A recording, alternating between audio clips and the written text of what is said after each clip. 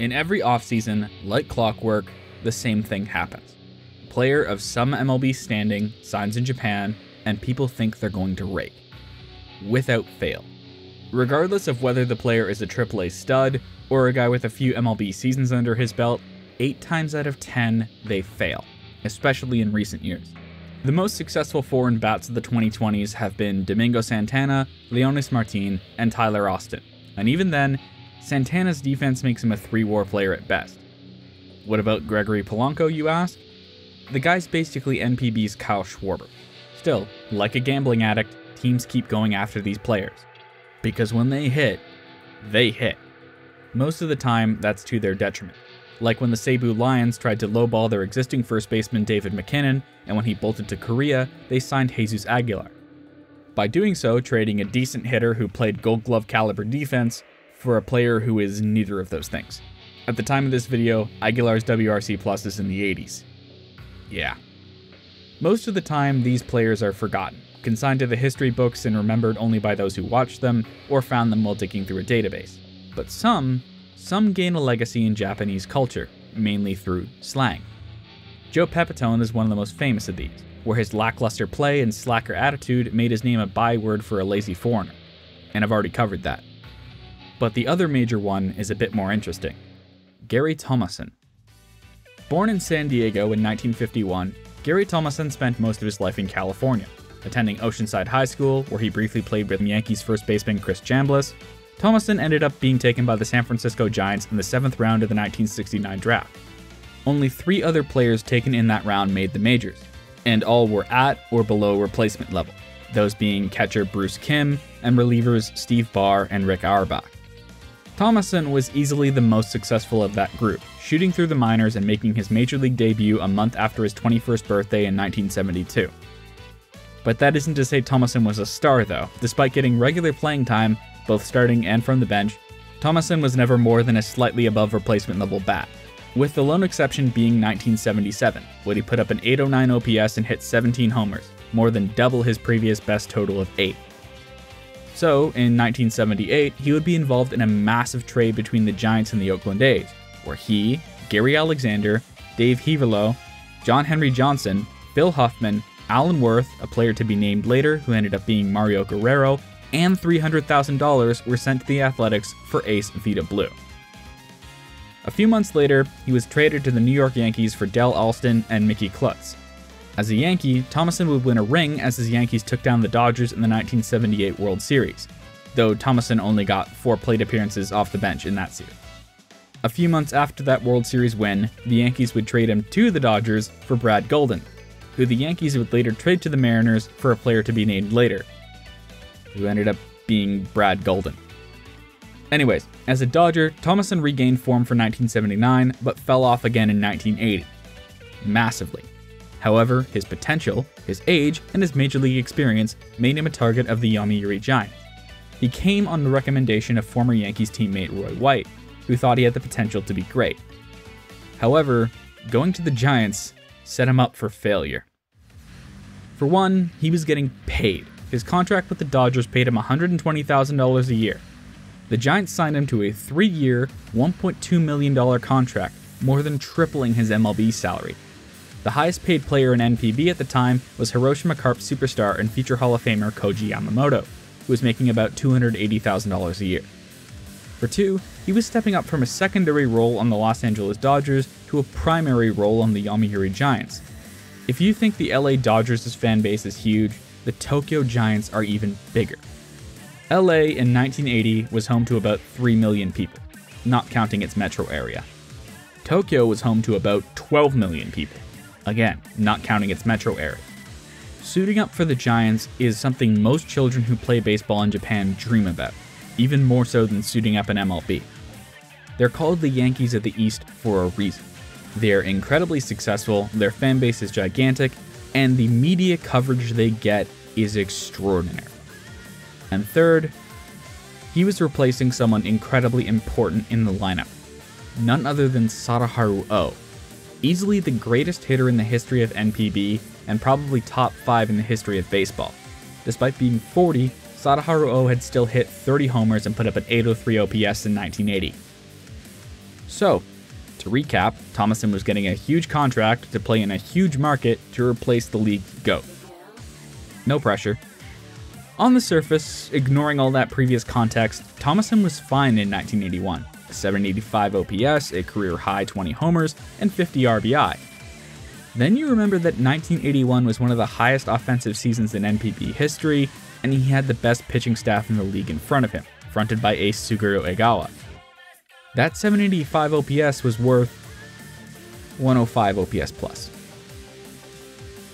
Thomasson also gained a reputation for striking out, and not for no reason. He was fanned 132 times that season. While that may not seem like a lot, it was the fourth most in an NPB season up to that point, behind only 1969 Willie Kirkland, 1979 Leroy Stanton, and 1979 Bobby Mitchell. While Thomasson was better than Stanton, both Kirkland and Mitchell were some of the best bats on their respective teams. Thomasson, well, he was and he wasn't. While he was second on the team in homers to rookie Tatsunori Hara, he fell well short of the Giants' best bat, those being Toshio Shinozuka, Kenji Yawaguchi, and Kiyoshi Nakahara. Giants fans took to calling Thomasson the imported desk fan because of how many whiffs he had. However, he stayed in the lineup. I mean, an average bat is still an average bat, and it's still better to have him than not.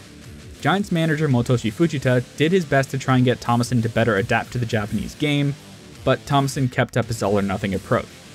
The Giants would still end up winning the Central League pennant in 1981 and would face off against their stadium mates, the Nippon Ham Fighters, in the Japan Series.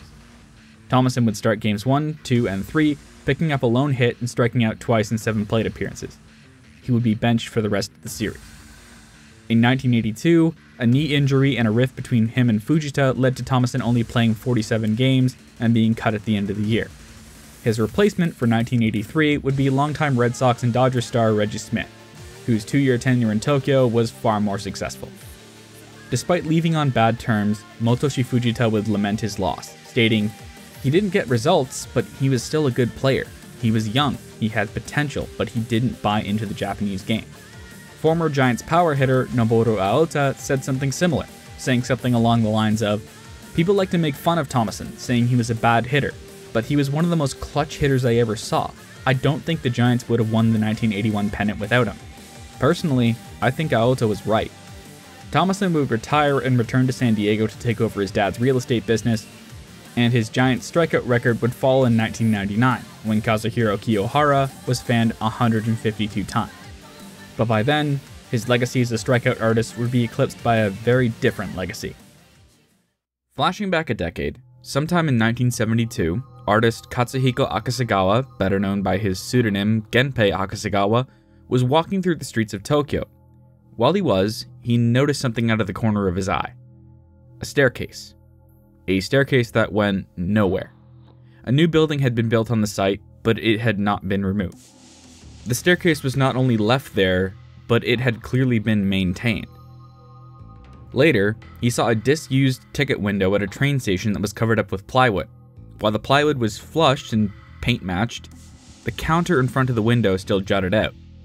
He took photos of both and called it Chogejutsu, or hyper art, but since hyper art could mean quite a few things, they failed to stand out, which isn't surprising. Half of modern art is essentially marketing, convincing the layperson why your piece has significance. Without a catchy name or something to draw people in, these photos remain confined to Genpei and his students. Fast forward a decade, and Akasegawa, a diehard Giants fan, found himself growing frustrated with the team's insistence on keeping Gary Thomasson around. To him, Thomasson was a useless piece that the Giants were still maintaining for no apparent reason, a piece hanging off the team that was of no particular use. Then it clicked. He'd been seeing the exact same thing architecturally for a decade now, and now he and his students had a name for them. Thomassons. He and his students quickly found more examples of Thomassons, and began to categorize them. Atomic Thomassons were things that had been clearly removed from their original context. Sara Abe Thomassons were telephone poles that had been cut short, named after the famous Japanese geisha who'd murdered and castrated her lover. Eventually, 20 categories of Thomassons were found. Akasegawa's students would form the Thomasson Observation Center, a tongue-in-cheek arts group who would find examples of these out in the wild and photograph them, sharing their findings in the photography magazine Shashin Jidai, and readers would soon start sending in their own. These were compiled into a book called Shogejutsu Thomasson, or Hyper Art Thomasson, which quickly became a cult favorite. The rediscovery of this book via its translation to English in 2013 led to a resurgence in the movement, with the internet helping to make it global. Thomassons came to represent the unending march of progress, and the sentimentality people have for things, be they as small as a staircase or as large as a tunnel. The photos can be fun, and they can be hauntingly beautiful. As a sentimental guy myself, I run a history channel, I love them. One example from my hometown is the old Eastern Avenue Bridge in Toronto. Built in 1933 and closed in 1964, for 60 years, it and the adjoining railway bridge have stood empty, simply because there's no desire to tear them down. Eastern Avenue continues on a separate bridge above them, forever passing them by. This is what's known as a Muyobashi, or useless bridge Thomasson. Normally, Gary Thomasson would be remembered as little more than a trivia question, a guy who won rings in MLB and NPB while being barely above replacement level in both leagues. But Gary's name lives on in a Japanese photography movement created by one of the greatest modern artists in the nation's history. Sometimes life can be funny like that. Also, I want to point out one thing. A lot of the artist articles I saw covering the movement while researching him said Gary was having the worst seasons of his career. His 1981 wasn't bad, guys. I know you don't follow baseball, but his 1981 was fine, just disappointing. As always, big thanks to my patrons, Alex Irish, Bear Kaufman, Brandon 2, Channing D, Claire Haggerty, G, Gordon Benson, Jonah, Juan Jose Sanchez Bracamontes, Mentasmic, Ryan Fox, Tom Musa, Anthony Pang, and Mike Leone. Should you wish to join them, the link will be in the description. If you're wondering what song is playing in the background right now, it's actually a song called Shogejutsu Thomasson by Japanese indie band Morgmo Malmo, a criminally underlistened band who I found because they posted that song 2 days before I sat down and started to edit this. The music video will be linked in the description and in the pinned comment, and their Spotify will be linked in the description as well. Give them a listen, they deserve way more than the 150 or so listeners they have right now. If you liked the video, let YouTube know you liked it. Like, comment, subscribe, all that fun stuff. And as always, thank you for watching. I've been Gaijin Baseball. Peace.